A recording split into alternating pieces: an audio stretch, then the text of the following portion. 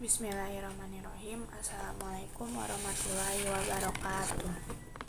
Nama saya Pelangi Ayu Fadila. Di sini saya akan membacakan teks ulasan yang berjudul dari novel yang berjudul Arkananta. Penulisnya adalah Manda atau Shining James. Penerbitnya Akad. Tahun pertama terbitnya tahun 2021. Tebalnya sebanyak 241 halaman. Novel yang berjudul Arkananta ini menceritakan tentang sebuah keluarga yang terdiri atas 7 orang anak. Namun salah satu di antara mereka telah pergi karena penyakit yang dialaminya. Namanya Kevin, si anak sulung yang biasa disebut Mas Kevin oleh saudara-saudaranya. Papanya merasa sangat terpukul atas kepergian si anak sulung tersebut setelah kepergian istrinya, Januar namanya. Beliau terus-menerus menyalahkan salah satu dari anaknya yang bernama Bian, hingga keadaan rumah yang bermula hangat berubah menjadi dingin. Mereka kehilangan sosok ayah di usia mereka yang masih membutuhkan sosok Januar sebagai ayahnya, terutama bagi si bungsu Atta. Beruntung Atta masih bisa berkomunikasi dengan Kevin walaupun Kevin sudah tidak ada. Dan beruntung pula mereka masih memiliki paman yang sangat baik untuk mereka, Uncle Johnny namanya. Pamannya itu sudah berkali-kali memperingati Januar bahwa kepergian Kevin bukan disebabkan oleh Bian. Namun Januar selalu menutup telinga dan hatinya untuk mendengar penjelasan itu. Hingga suatu hari anak kelimanya Raven mengalami kecelakaan yang mengakibatkan Raven koma selama berminggu-minggu, bahkan hampir pergi meninggalkan mereka.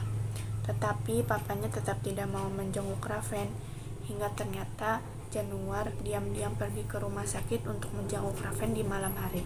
Berharap tidak ada yang melihatnya, namun ada sepasang mata yang selalu melihat Januar pergi menjenguk Raven, yaitu Bian. Beruntung Raven adalah anak yang kuat, sehingga dia bisa melewati masa kritisnya dan kembali sadar. Semakin hari, Januar semakin bersikap dingin dan tidak peduli pada anak-anaknya, hingga mereka merasa lelah dengan sikap papanya. Jadi si anak keenam yang menekan dan memaksa dirinya untuk terus-menerus belajar hingga ia lupa untuk beristirahat. Abel si anak keempat yang notabene-nya adalah anak yang paling ceria di antara mereka, ternyata diam-diam menangis, atau bahkan dia pergi ke tempat temannya hanya untuk menangis. Ray si anak kedua yang sekarang menjadi anak sulung pun sangat merindukan Kevin. Ia selalu diam-diam menangis. Ia berpikir bahwa ia tidak layak menjadi anak sulung. Hanya Kevin sematalah yang pantas menjadi anak sulung. Dan Bian, si anak kedua yang selalu disalahkan oleh papanya atas kepergian Kevin, mencoba untuk mengakhiri hidupnya. Ia menenggelamkan dirinya ke dalam bathtub kamar mandinya. Dia pun kembali mengonsumsi rokok yang sudah lama tidak ia konsumsi.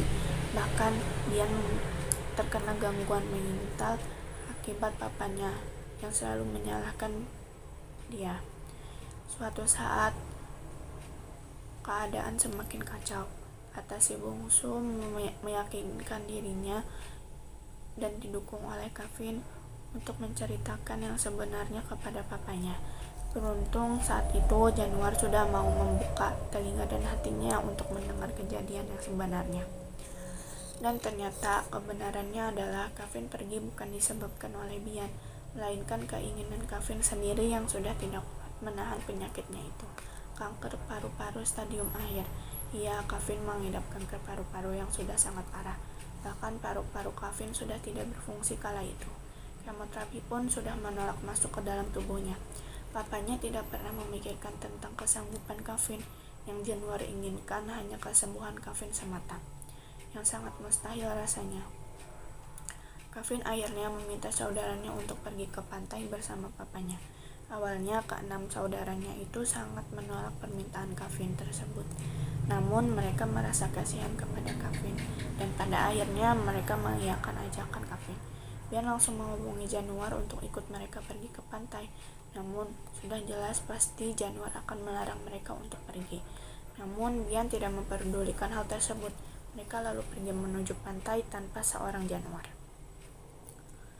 Kevin terlihat senang ketika sampai di sana. Namun tidak lama Kevin kembali merasakan sakitnya kembali. Mereka langsung bergegas menuju rumah sakit. Kevin kembali mengalami masa kritisnya. Tidak berselang lama, Kevin menutup matanya untuk selamanya setelah berpamitan kepada saudara-saudaranya dan terutama kepada Januar sang papa. Dari situlah kemudian Januar tersadar bahwa selama ini yang ia lakukan hanyalah sia-sia dengan tidak memperdulikan anaknya.